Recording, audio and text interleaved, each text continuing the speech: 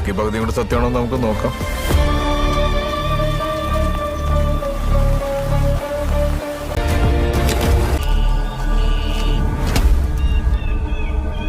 Ladies and gentleman, രേഖാചിത്രം ബോറടിക്കുന്നില്ല, lagging ഒന്നും അല്ല, നല്ല മേക്കിംഗ് ആണ്, കുഴപ്പമില്ല.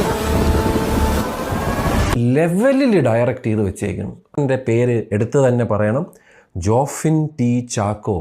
അതിനെ റീക്രിയേറ്റ് ചെയ്തൊക്കെ പൊളി super movie. Love. Malakkappara CI ആയിട്ടാണ് ഇതിലെ നായക കഥാപാത്രം ആസിഫ് അലി അഭിനയിച്ചിരിക്കുന്നത്.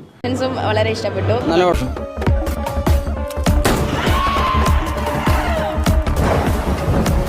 ക്ലാസിക് പടമാണ് അഭിനയിക്കല പോലെ.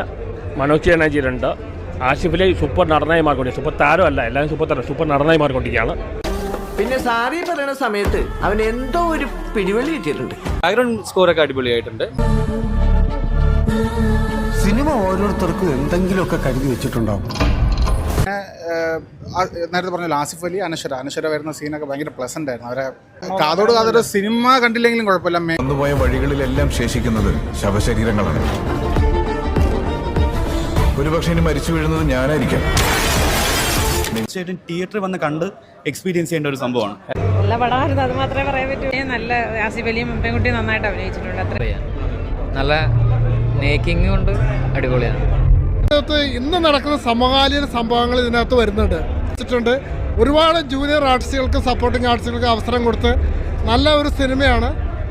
പോലീസ് സ്റ്റോറികൾ കാണുന്ന പോലെ ഒരു ത്രില്ലർ, ആരാണിത് ചെയ്തത് എന്നുള്ള ഒരു ഉപരി ഇതിൻ്റെ ഒരു പ്രത്യേകത രണ്ട് കാലഘട്ടം കാണിക്കുന്ന ആ ഒരു രീതിയാണ്. ബാക്കി പകുതി കൊണ്ട് സത്യമാണോ നമുക്ക് നോക്കാം.